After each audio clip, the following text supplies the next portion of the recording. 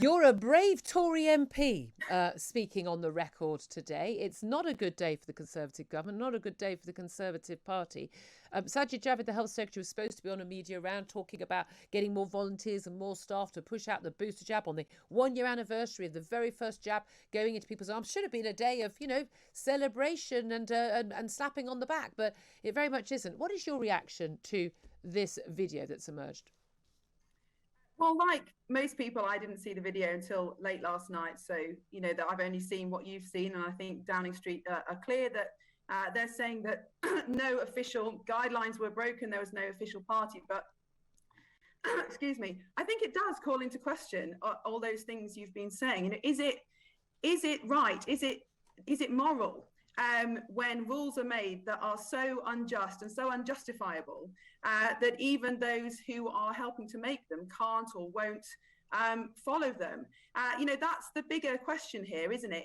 Is that the purpose of rules and law, to restrict who we can see and to make these kind of impositions on our freedom? And I wasn't there. I don't know what's happened. It's not for me to say what did or didn't happen, but it does call into question the whole morality of making these kind of rules over people's lives and how difficult they are to keep. And just like millions of people across the country, my family spent Christmas alone last year, and it was horrible. I've got 3 children. Every year's special, isn't it? Every Christmas is special when you're young, and it was really, really tough. And so I think it does call into question that the morality of making these kind of stringent and unreasonable rules over people's lives. Well, especially again, the interpretation is so much to the media and many commentators is it's outrageous. They shouldn't have had this party because other people weren't allowed to have parties.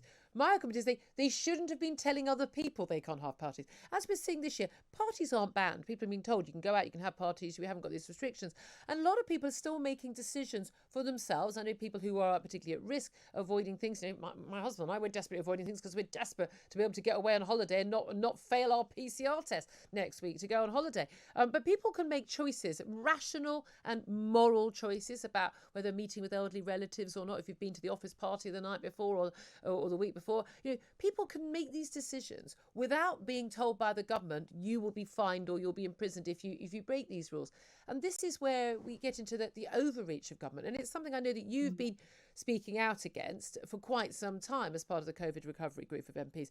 Do you think that I'm right, that actually this ends those restrictions now, and that the government simply will not have the moral authority to impose another lockdown or tier restrictions or requiring people to not mix at Christmas, and that frankly the majority of the country will just say frankly no thank you? Well, I certainly hope for no more restrictions, and I certainly think that you may well be right, but I think what it does is force us to ask the big questions. This isn't about do masks work anymore, or how effective are vaccines, or how many people are in hospital. This is actually about the much bigger questions. Who do we want to be as a society? Who are we? Do we want the whole machinery of government to be the effort of all government to defend against one transmissible disease? Or are we about more than that? Do we live just to extend our lives? Or do we live to love and be loved, to build relationships, to have success and prosperity and make progress? These are the big questions that we should be asking, because at the beginning of this, back in March 2020, I think most people accepted that in a national emergency, when we knew nothing about this disease and we were seeing frightening pictures from around the world, there was legitimacy for a short, sharp lockdown where we tried to find out what was going on. And, people willingly gave up those freedoms, and understandably so. But we've now got to the point 20 months in where we are in danger of permanent societal change without democratic consensus because of these hokey-cokey in-out rules that we've seen. And I think this is a moment to pause, isn't it? And say, actually, what are we about? How do we live? What is our mission as a society? Is it just to avoid this one disease? Or do we believe in more than that? And if this causes that kind of conversation around that kind of consensus, then I think it's a good moment to stop and pause. Well, there is that, isn't there? I mean, the Telegraph is reporting today the government is discussing a work from home mandate. We've heard something about that, or guidance, but, firm guidance. If you can work from home, you should work from home over the Christmas period. I would have thought, actually, that's kind of what a lot of people would be doing anyway. but also a discussion going on in Cabinet about vaccine passports.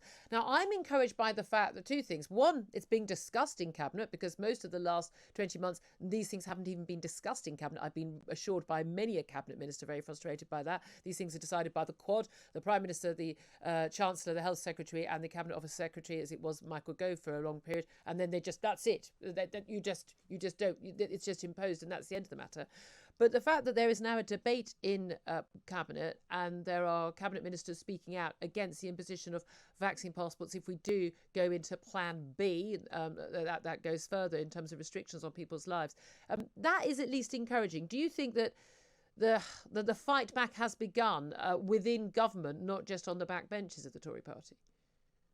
Well, there certainly seems to be more discussion around the restrictions going forward, and how we kind of exit from this position of changing rules and restrictions. I mean, I'm opposed to vaccine passports for two reasons. Firstly, I don't understand the scientific justification for them, and how they would possibly be effective in reducing transmission.